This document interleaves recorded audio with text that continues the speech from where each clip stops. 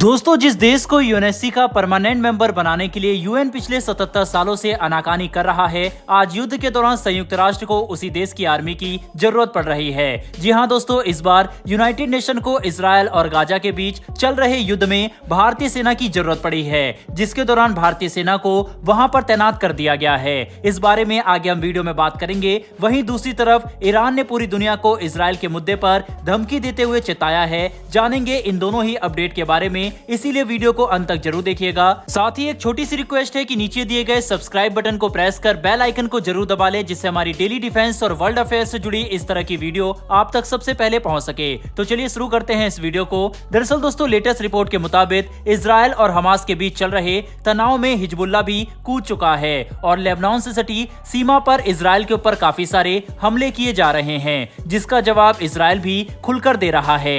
ऐसे में इजरायल और लेबनान के बीच एक सीधी जंग ना हो जाए, इससे बचने के लिए संयुक्त राष्ट्र को भारतीय सैनिकों की जरूरत पड़ रही है। दरअसल हालात को काबू से बाहर होता देख संयुक्त राष्ट्र ने अपनी पीस कीपिंग सेना लेबनान और इजरायल की सीमा के बीच तैनात कर दी है। हैरानी तो तब हुई जब इस पीस कीपिंग फोर्स में अधिकतर सैनिक भारतीय निकले। आप बिल्कुल सही सुन रहे हैं, लेबनान और इजरायल के बीच इस वक्त भारतीय सैनिक खड़े हुए हैं। मौजूदा समय में लेबनान के दक्षिणी हिस्से में 900 भारतीय पीस कीपर सैनिक मौजूद है, जो इजरायल और लेबनान के बीच शांति कायम करने के लिए इस वक्त सबसे ज्यादा महत्वपूर्ण भूमिका निभा रहे हैं। अगर इन सैनिकों को बीच से हटा दिया जाए तो हिजबुल्लाह खुलकर इजरायल के ऊपर हमला कर सकता है, जिससे इजरायल लेबनान के खिलाफ भी जंग का ऐलान कर देगा। बता दें कि इतिहास में ऐसा कई बार हो चुका है जब इजरायल ने एक मल्टी फ्रंट वॉर में जीत हासिल करके दिखाया हो। इसीलिए किसी को भी इजरायली मिलिट्री की क्षमता पर जरा भी शक नहीं है। ऊपर से इस वक्त इजरायल को अमेरिका का भी पूरा समर्थन है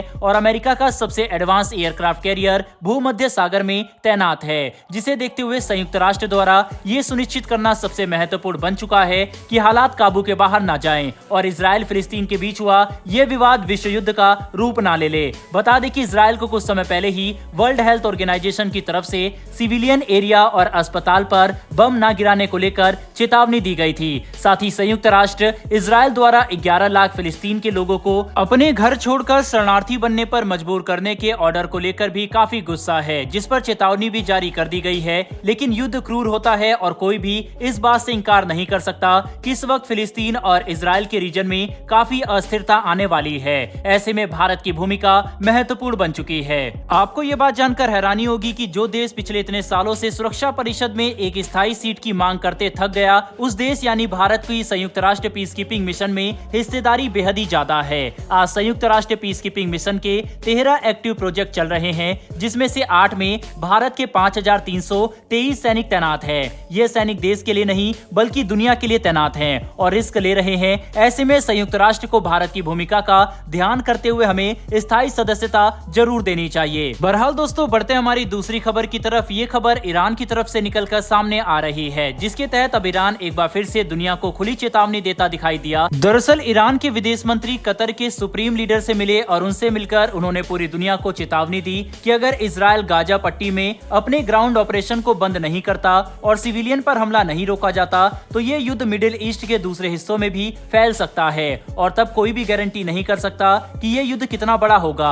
ईरान की तरफ से ये बयान एक ऐसे समय पर देखने को मिले जब अमेरिका इजरायल को खुला समर्थन दे चुका है और इजरायल गाजा पट्टी में घुसकर ग्राउंड ऑपरेशन को अंजाम दे रहा है, जिसे देखते हुए ईरान का कहना है कि अगर इजरायल अपने इस मिलिट्री ऑपरेशन को नहीं रोकता तो ये युद्ध बड़ा होगा और विवाद बढ़कर दूसरे रीजन में भी पहुंचेगा। तो इससे इस बात का अंदाजा लगाया जा सकता है कि ईरान शायद इजरायल पर हमला करने की चेतावनी दे रहा हो, जो पूरी दुनिया के लिए इस वक्त सबसे बुरा होगा। ईरान इजरायल के खिलाफ हमेशा से ही खड़ा रहा है, चाहे हमास हो, हिजबुल्लाह जैसे आतंकवादी संगठनों का समर्थन करना हो या फिर इन्हें आर्थिक समेत हथियारों की मदद पहुंचाना। इजरायल हमेशा से ईरान पर इस तरह के आरोप लगाता आया है। साथ ही इजरायल तो ईरान के न्यूक्लियर प्रोग्राम को अपने लिए एक थ्रेट मानता है, क्योंकि ईरान पहले भी कई बार इजरायल के ऊपर अपने लाखों शक्तिशाली मिसाइल से हमला करने की धमकी दे चुका है। इसके बाद अब ये धमकी सामने आना पूरी दुनिया के लिए काफी चिंताजनक है। कुल मिलाकर समझने की कोशिश करें तो जहां एक तरफ मिडिल ईस्ट में विवाद बड़ा होता दिखाई दे रहा है, वहीं पर दूसरी तरफ भारतीय सैनिक लेबनान और इजरायल की सीमा के पास डटकर खड़े हुए हैं। बहरहाल दोस्तों, इस वीडियो में इतना ही। इस विषय के ऊपर आपकी क्या राय है कमेंट बॉक्स में लिखकर जरूर बताइएगा। साथ ही अगर आपको ये इन्फॉर्मेशन और वीडियो पसंद आई आई हो तो वीडियो को लाइक करके हमारी आने वाली डेली वर्ल्ड अफेयर से जुड़ी ऐसी वीडियो के लिए